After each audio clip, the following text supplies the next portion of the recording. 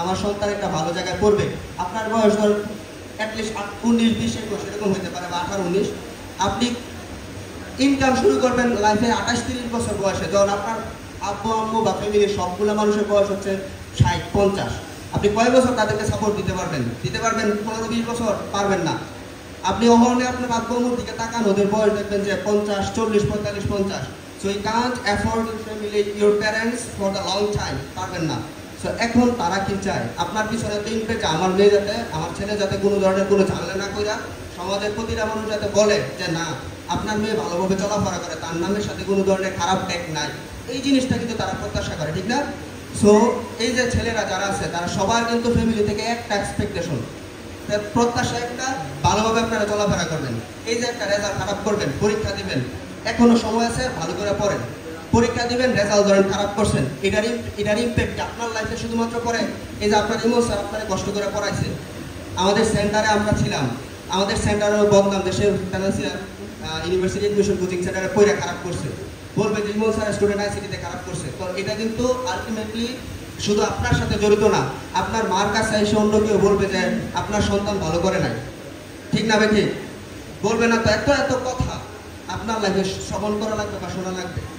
So পরীক্ষাটা খুব ভালো করে দিন। আরেকটা বিষয়, আপনার এই পরীক্ষার রেজাল্ট শুধুমাত্র এই পরীক্ষা পর্যন্ত না, এই কিউমুলেটিভ রেজাল্টটা আপনার এডমিশন ভর্তি কোচিংয়ে যখন পরীক্ষা দিবেন, এখন কিন্তু জাতীয় বিশ্ববিদ্যালয়ে ভর্তি পরীক্ষা দেওয়ার জন্য আমাদের রিকোয়ার্ড একটা রেজাল্ট লাগে।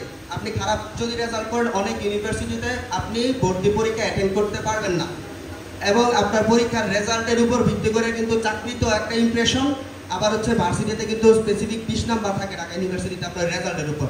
সো এই রেজাল্টটা যারা ইউনিভার্সিটিতে স্বপ্ন দেখেন, অনেকে আবার ভার্সিটিতে অনেক কঠিন, অনেক ঝামেলা মনে করে স্বপ্নও দেখেন না, অনেকে স্বপ্ন পর্যন্ত দেখতেছেন না। সো এখন কিন্তু আর এরকম কোনো সুযোগ নাই যে আপনি শুধুমাত্র পড়াশোনা করবেন আবার হচ্ছে ন্যাশনালেও ভর্তি হতে পারবেন না যদি রেজাল্ট খারাপ থাকে এবং আপনার প্রিপারেশন ভালো না থাকে। তাছাড়া আপনার ধরেন পরীক্ষায় পাস করছেন, ভালো একটা সরকারি কলেজেও ভর্তি হতে পারবেন না, কারণ যার রেজাল্ট ভালো তাকে আগে প্রায়োরিটি দিবে। সো এই জীবনের ক্ষেত্রে আপনার কিন্তু পড়াশোনার আগের চেয়ে অনেক কমপ্লেক্স হচ্ছে না? সো আমার কথা হচ্ছে আপনাদের যে সময়টুকু আছে, যতটুকু গেছে জীবনের, যে টাইমটুকু আপনি অলরেডি পাস করছেন, ওই টাইমটুকু ইউ কান্ট রিকভার, আবার পারবেন না ফেরত আনতে। যেই টাইমটুকু you have in your hand, আপনার হাতে যেই সময়টুকু আছে, try to use the best of your available time. যেই টাইমটুকু আছে ওই টাইমের সর্বোচ্চ ইউটিলাইজ করেন।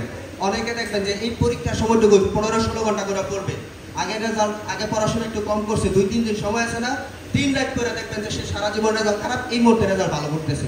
15-16 ঘন্টা পড়া কি অসম্ভব? আপনি ভোরে 5টা-6টার দিকে উঠেন, নামাজ পড়ে 6টা বাজে যদি পড়েন, 6টা থেকে মাঝখানে খাবার দাবার সহ 2টা পর্যন্ত, 1টা-2টা পর্যন্ত যদি পড়েন, 1টা-2টা পর্যন্ত পড়লে 7-8 ঘন্টা পড়া হয়। দুপুরে রেস্ট করে 3টা থেকে নিয়ে 5টা-6টা পর্যন্ত বললে এমন 3-4 ঘন্টা পড়া যায়। সন্ধ্যা নামাজ পড়ে আবার এশার পর্যন্ত, এশার পরে খাওয়া দাওয়ার পর আরও পড়া যায়। আপনি চাইলে 14 থেকে 16 ঘন্টা পড়তে পারেন। এবং যারা একেবারে খুব পড়াশোনা করেন নাই, এই যে পরীক্ষার যে টাইমটুকু আছে, মাসখানেক সময় আপনার হাতে আছে, এই 1 মাস 1.5 মাস সময়ও যদি আপনারা সর্বোচ্চ ইফোর্ট দেন, সর্বোচ্চ ফোকাস বা আপনার অ্যাবিলিটি অনুসারে সর্বোচ্চ কাজ করেন, তাহলে ডেফিনেটলি আপনি দেখবেন অনেকে আগে ভালো রেজাল্ট ছিল না, এখন কয়েক মাস পুরা এই 1 মাস সময়টুকু সর্বোচ্চ ব্যবহার করে ভালো করবে। অনেকে সারা জীবন ভালো ফলাফল, এই 1 মাস ভালোভাবে ইউজ করবে না এবং উল্টাপাল্টা কাজ করবে। বললাম না যে সারা জীবন পড়ে নাই, এই টপিক নিয়ে সে শুরু করছে, যেই টপিক জীবনে পড়ে নাই সে পরীক্ষার আগে ধরছে এই টপিক, তো ওই টপিক আপনি আনসার করতে পারবেন? এই যে মানুষটা আপনার কলেজের 2 বছর ধরে একটা টপিক পড়ে পরীক্ষা আনসার করতে পারেন, আপনি 1 রাত করে আনসার করতে পারবেন?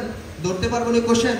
সো যেটা পড়েন নাই, এতদিন পড়েন নাই, এটা আপনি পরীক্ষার আগে পারবেন না, এবং আপনি পরীক্ষার হলে গিয়ে ইউ উইল ফিল দ্যাট যে আমি হুদাই সময় নষ্ট করছি। ঠিক আছে? সো আমার হচ্ছে আমি এখানে অনেক আপনাদের সাথে আমার বলা হয়েছে যে এরকম কিছু কথা বলার জন্য বা একটু টাইম দেওয়ার জন্য। আমি এত বেশি কথা বলতাম না, বলছে একটু টাইম নিয়ে কথা বলার জন্য, যে আপনাদের লাইফে কাজে আসে এরকম কিছু কথা বলার জন্য। সামনে আমাদের সেন্টারের পরিচালক এবং হচ্ছে পরিচালক আপনাদের উদ্দেশ্যে কথা বলবে, আপনারা একটু শুনবেন, কারণ তারা কিন্তু আমার মতো শত শত পেয়েছে যে আবির স্যার বা নাইম স্যাররা পরিচালনা করছে কোচিং সেন্টারে। সো আপনাদের জন্য আমি যতটুকু বলছি তাদের কথা আর তার চেয়ে বেশি গুরুত্বপূর্ণ, আমাদের চেয়ে আর অনেক বেশি জানে তারা, বুঝে তারা, তাদের কথা আরও বেশি মনোযোগ দিয়ে শুনবেন। ঠিক আছে? আর আপনারা খুবই শান্তশিষ্ট, খুবই ভালো। I hope that you are the best. ঠিক আছে? ধন্যবাদ সবাইকে।